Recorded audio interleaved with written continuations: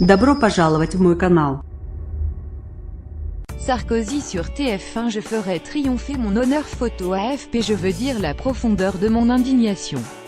Je suis venu ici parce que je dois aux Français la vérité. Je n'ai jamais trahi leur confiance.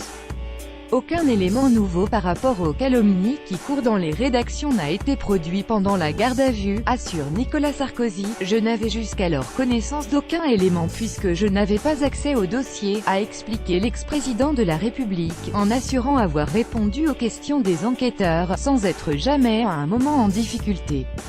On ne peut pas dire que les indices des enquêteurs soient concordants parce qu'aucun membre de la bande de Kadhafi ne fournit les mêmes chiffres, selon Nicolas Sarkozy. L'ancien chef de l'État montre un document qui, selon lui, atteste du fait qu'un des documents sur lesquels s'appuie Mediapart est un faux.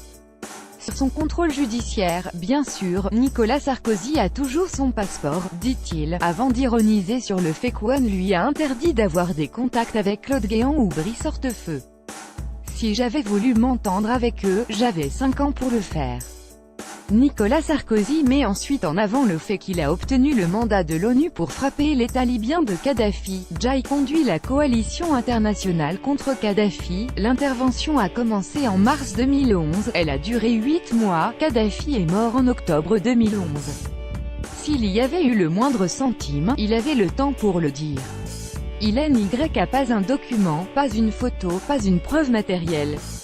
Il n'y a que la haine, que la boue, que la médiocrité, que la calomnie.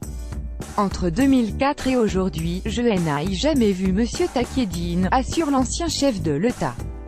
Jai la preuve qu'au moins à 4 reprises, cet individu, qui est un malfaiteur, a menti, avant d'expliquer en quoi consistent ces ignobles mensonges. Je suis accusé par des proches d'un dictateur dont nous avons, avec la communauté internationale sous mandat de l'ONU, détruit le régime de terreur, dit Nicolas Sarkozy, en parlant de Mouammar Kadhafi. Il n'y a pas la moindre preuve, pas le moindre élément, pas le moindre commencement d'une preuve, ça me prendra 1 an, 2 ans, 10 ans. Mais je pourfendrai cette bande, assure Nicolas Sarkozy, en parlant de ses accusateurs. La politique, c'est fini, mais la France, ce ne sera jamais fini, assure l'ex-président. Mis en examen pour corruption passive, financement illégal de campagne électorale et recel de fonds publics à l'issue de sa garde à vue, Nicolas Sarkozy s'est ensuite défendu devant les juges en comparution et Le Figaro a pu se procurer quelques passages de cette entrevue. L'ancien chef de l'État était, par ailleurs, en direct ce jeudi soir au journal de 20h sur TF1, sa première interview depuis sa mise en examen. Je suis accusé sans aucune preuve matérielle par les déclarations de M. Kadhafi, de son fils, de son neveu, de son cousin, de son porte-parole, de son ancien Premier ministre et par les déclarations de M. Takieddine dont il est avéré à de multiples reprises qu'il a touché de l'argent de l'État libyen. Selon Le Figaro, l'ancien président a d'abord nié être un proche de Ziad Takieddine et réaffirme qu'il n'a eu aucun rendez-vous avec lui entre 2005 et 2011. Il a aussi remis en cause toutes les déclarations de l'homme d'affaires franco-libanais, qu'il a traité de menteur. Sans mon engagement, le régime libyen serait encore en place compte tenu de leur absence de crédibilité. Les propos de M. Takieddine ne peuvent en aucun cas constituer des indices graves et concordants quand on connaît son passé judiciaire et les multiples déclarations contradictoires qu'il a proférées. Monsieur Takieddine ment lorsqu'il affirme sans aucune preuve qu'il pouvait pénétrer Place Beauvau sans justifier du moindre rendez-vous, simplement en déposant son nom. On ne rentre pas Place Beauvau sans indiquer avec qui on a rendez-vous, c'est un mensonge. Le détail du contrôle judiciaire. Nicolas Sarkozy a été mis en examen et placé sous contrôle judiciaire. Certains détails de ce contrôle ont été dévoilés. Selon RTL, il est interdit à l'ancien chef de l'État de rencontrer 9 personnes, dont Claude Guéant, l'ancien secrétaire général de l'Élysée, Ziad Takieddine, Brice Hortefeux son ex-ministre de l'Intérieur, et Bernard Scarsini l'ancien chef du renseignement intérieur. Nicolas Sarkozy n'a pas non plus le droit de se rendre en Égypte, Tunisie, Libye et Afrique du Sud. Infographie Visactu. Il a également tenu à rappeler son rôle dans la chute du dictateur libyen Mouammar Kadhafi en 2011. Comment peut-on dire que Jai favorisait les intérêts de l'État libyen? C'est moi qui ai obtenu le mandat de l'ONU pour frapper l'État libyen de Kadhafi. Sans mon engagement politique, ce régime serait sans doute encore en place. Jai en fait de cette calomnie et a aussi précisé que cette affaire lui avait nui politiquement. Jai déjà beaucoup payé pour cette affaire.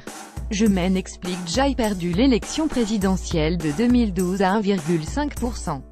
La polémique lancée par Kadhafi et ses sbires m'a coûté ce point et demi. M. Takieddine a toujours affirmé ne m'avoir jamais remis de liquide jusqu'au mois de novembre 2016.